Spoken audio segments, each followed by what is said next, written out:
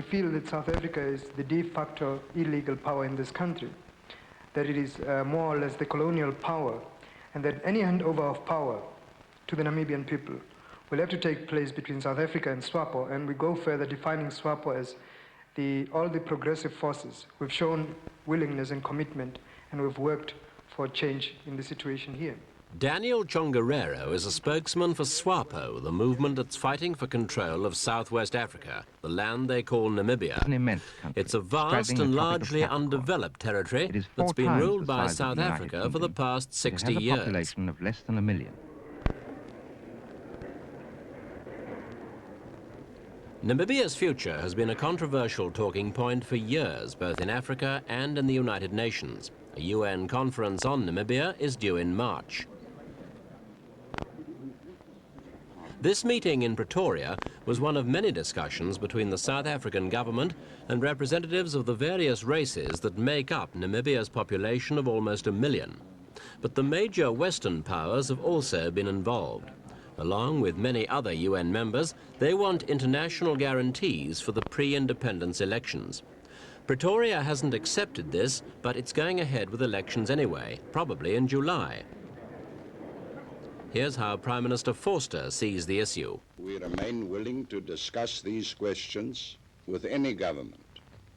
And if these 5 governments wish to talk to us to find an acceptable solution to the problem, then we are prepared to discuss it with them, bearing in mind the fact that Southwest Africa belongs to the people of Southwest Africa, and that it is their elementary right to solve their own problems in a manner acceptable to the people of the territory.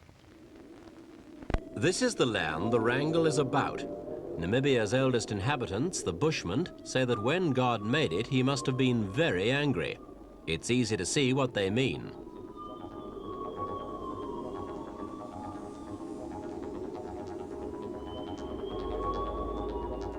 Namibia is an immense country, straddling the Tropic of Capricorn. He must have been very angry. This is the Namib, the oldest and harshest desert of all. This is the Namib, the harshest desert of all, on the coast of Southwest Africa. Ironically, it's from this wilderness that the country's name derives. For 1,000 miles, there's not a single proper river. Nothing from the Okavango and the Kunene in the north to the Orange in the south. To the east lies the Kalahari Desert. More desert sweeping across into neighboring Botswana.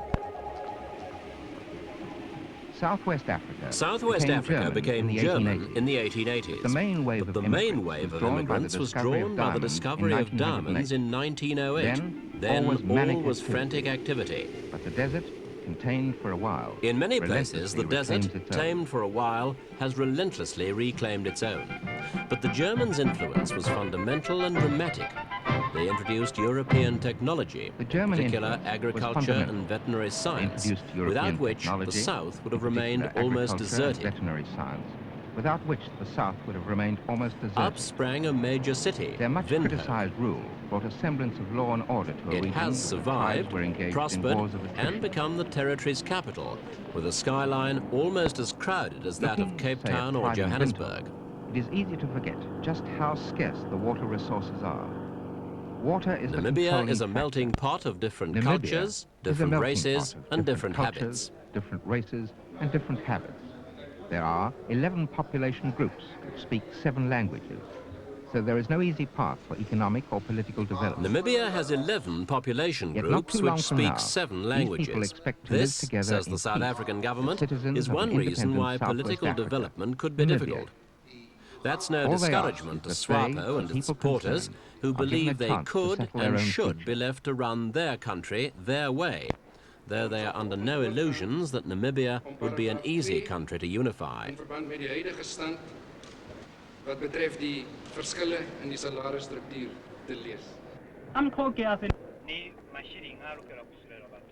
Each of the groups has its own territory, character and traditions, but their intertribal wars ended with the arrival of the Germans.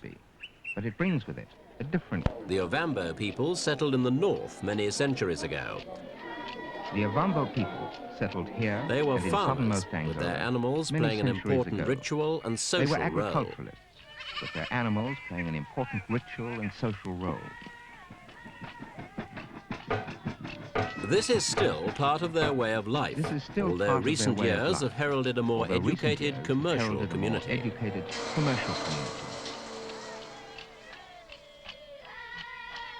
Van hier af gaan die waterkanale en hy gaan na die silinderkop toe.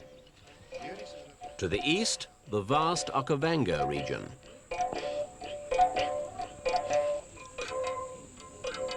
To the east, the vast Kavango region.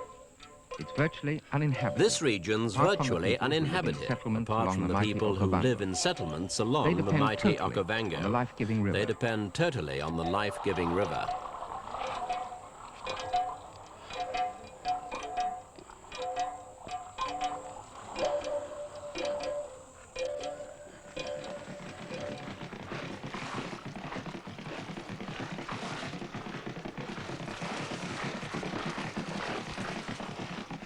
In the far northeast, the narrow Caprivi Strip is well served by the In the Zambezi. far northeast, the Large narrow swamps make it Caprivi Strip, inaccessible to the well rest of the served by the territory. Zambezi. But the soils are Large fertile, swamps giving make the East parts Caprivians inaccessible, a chance but to exploit its fertile and agricultural productive. potential.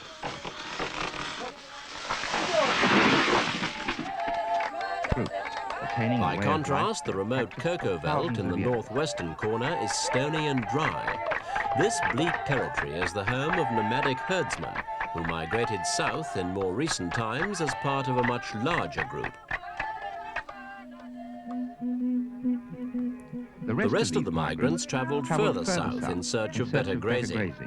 They later became known as the Herreros and are today successful ranchers. Proud, warlike people, they only won their land after long and bloody battles.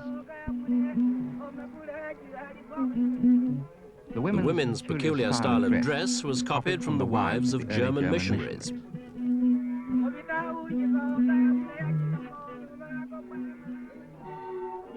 West of the Central Plain is Damara land.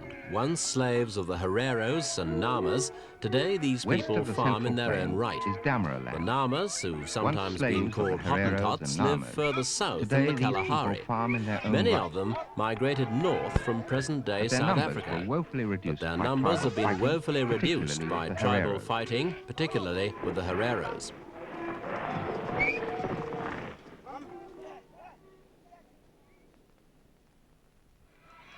The Rehoboth Basters, yet another farming community. The Rehoboth Basters, yet another farming community, established themselves south of Windhoek, when they too moved north from the Cape Colony. They settled as recently as the 1860s, but are still the longest established community in the south.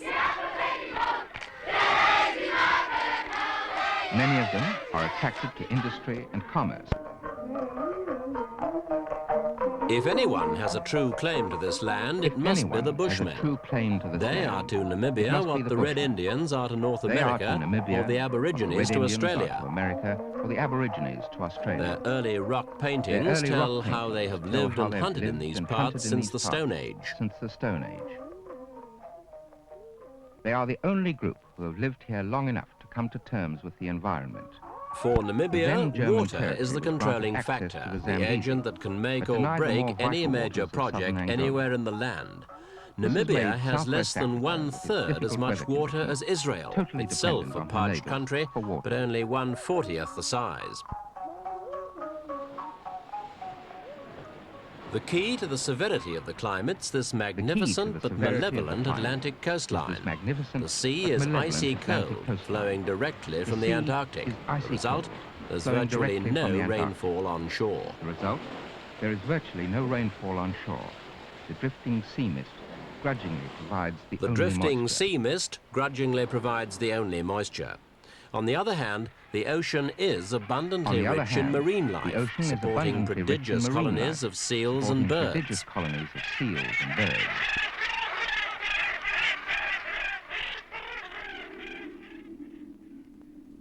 The ever-moving Namib Dunes, the tallest in the world, present a spectacular barrier to the interior. Namib Dunes, tallest in the world, present a spectacular barrier to the interior. Here is a weird world of adaptation. Here is a weird world of flora adaptation, and where fauna peculiar grasp for species of survival. flora and fauna clutch at survival.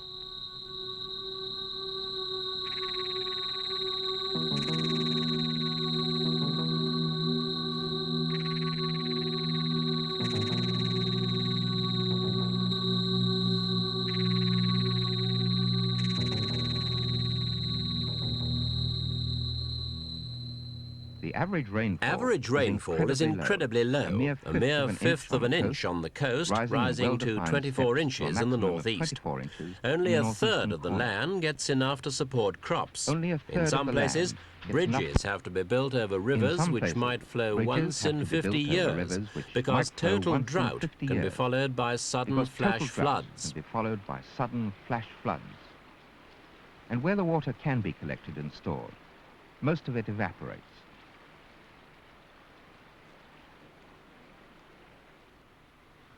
The agent that can make or break any major project anywhere in the land. In those places where the Namibia water can be collected and stored, most of it evaporates. Itself a parched country, but only 1/40th the size. Dam walls were built to In some places, dam walls are built across riverbeds to trap silt when water flows. The resulting sand dams hold millions of gallons of water in suspension. They reduce evaporation dramatically and help provide a permanent water supply. Any water which escapes disappears in the sand, eventually seeping underground to the coast. Many of these hidden rivers appear as an oasis in the Namib, hundreds of miles to the west. The massive dunes create natural dams, preventing the precious moisture from draining into the sea. Specially designed wells deliver a good supply of drinking water to be piped across the desert to reservoirs that sustain the coastal towns.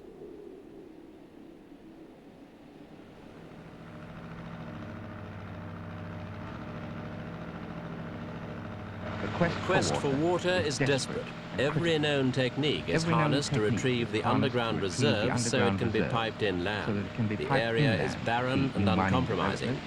Water hides underground, hauled up by windmills. Yet the region hosted one of the country's most remarkable success stories, centered around these hardy Karakool sheep. They thrive in dry The Germans introduced the breed, but today black farmers have taken over. Much of the breeding is concentrated further south in the Kalahari. 4 million Karakool on 600 farms provide employment for nearly all the local population. The grazing habits of the Karakool stimulate the growth of what shrubs The grazing habits of the Karakool stimulate the growth of what shrubs there are and aid the recovery of the vegetation so vital to stabilize the topsoil.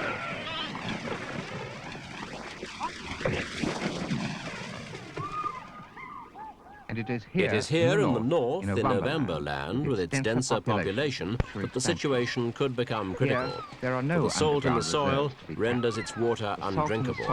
Renders the water undrinkable.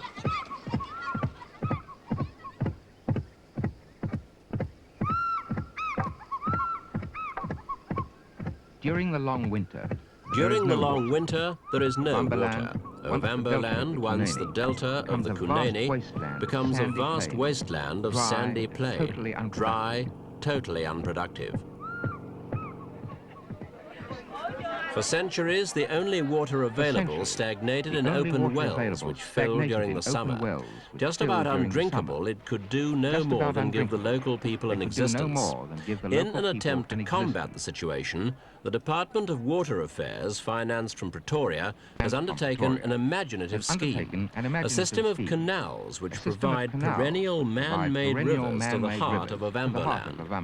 Water that would otherwise drain uselessly into the Atlantic is pumped instead from the Kunene River in Angola. This project has become the lifeblood of the economy. If the water were to be cut off, claim the South Africans, Ovambo land would die. The result is simple. Ovambo land would die. The benefits of the canal are incalculable. These fishermen, who worked only in the short summer season, now provide a protein diet throughout the year by harvesting the fish in the regulating dams of the canal system.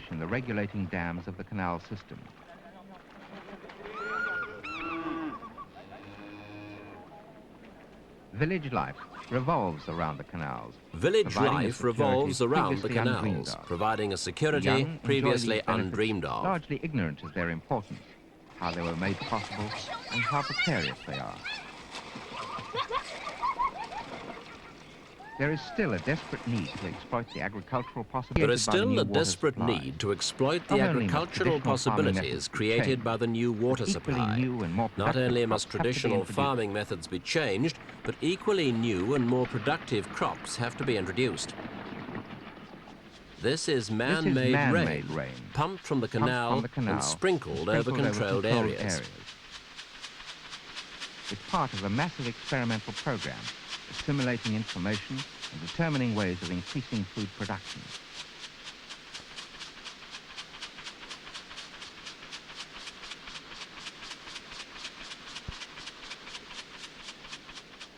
Local black farmers have been involved from the start, but the community at large is still suspicious of progress.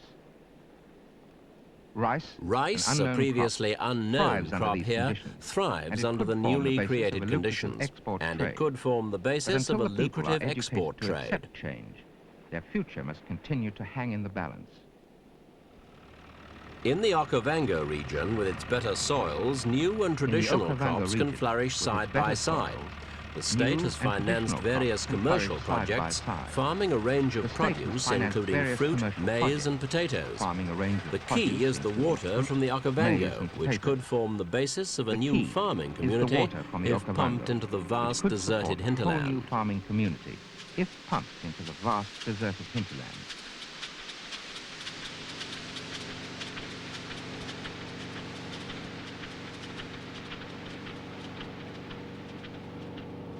Agriculture is one thing for which water is vital.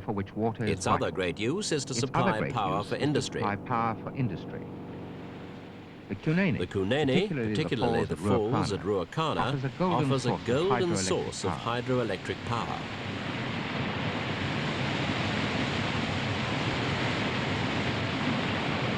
The harnessing of these falls will supply enough energy to supply Southwest Africa's needs for the next 15 years.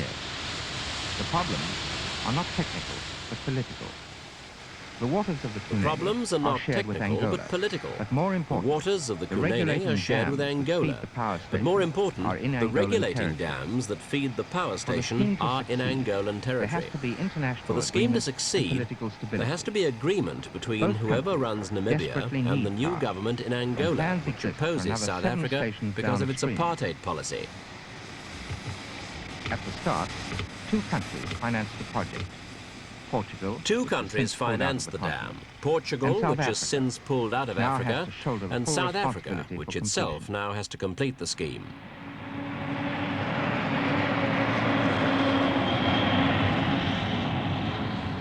It is a massive engineering achievement. The main turbine chamber, blasted out of solid rock, is a vast underground cavern big enough to hold 4 jumbo jets.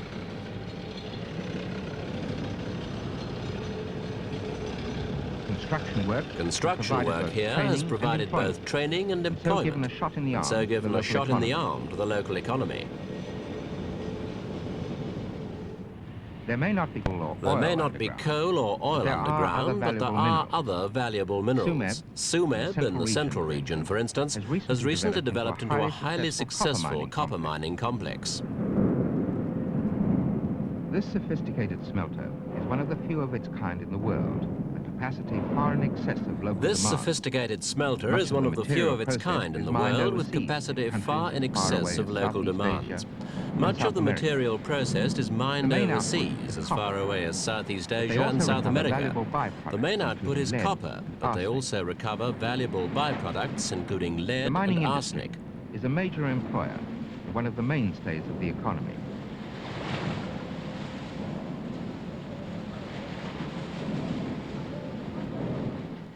In the Namib, beneath the mountains of sand, precious gemstones are still gouged from the prehistoric seabed. In the Namib, beneath the mountains of sand, precious gemstones are still gouged from the prehistoric seabed. But the capital investment is astronomical. This giant machine alone costs over $4 million.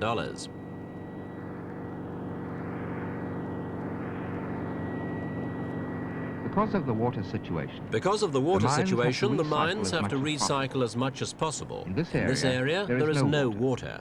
So the engineers had to build a pipeline from the Atlantic and adapt the plant to cope with the corrosive seawater.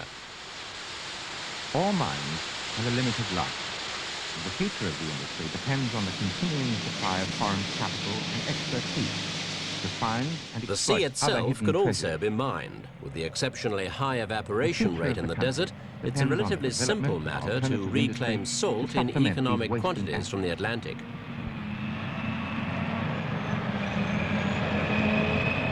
sea can be mined as well. With the exceptionally high evaporation rate in the desert, it's a relatively simple matter to reclaim salt in economic quantities from the Atlantic.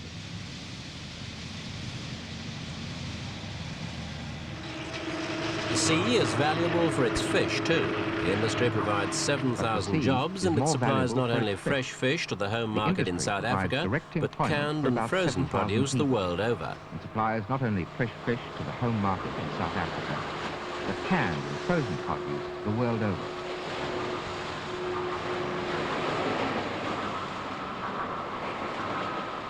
While the seals snatch the fish from under the very noses of the fishermen, a far graver danger is threatening the industry. Devastation of the stocks through indiscriminate trawling of the breeding grounds by foreign fleets.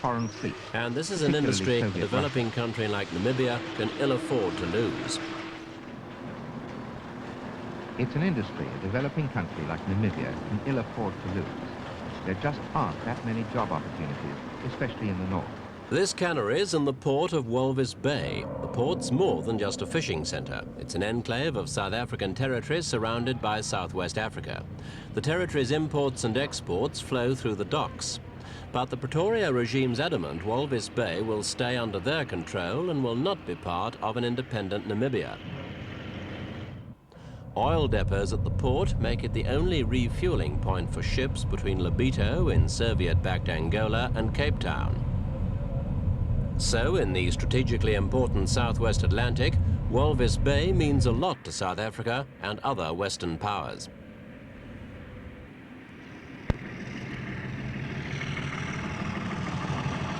It is the cruel fate of many of these people to live in land mostly regarded as South Africa's also got an interest in protecting investments all over Namibia, like this system for recycling some of Windhoek's sewage into drinking water. It was also South African know-how that developed the cooling arrangements for the city's power station. It has no conventional cooling towers, but a battery of fans which saves almost all the water previously wasted. 95% of the water otherwise wasted.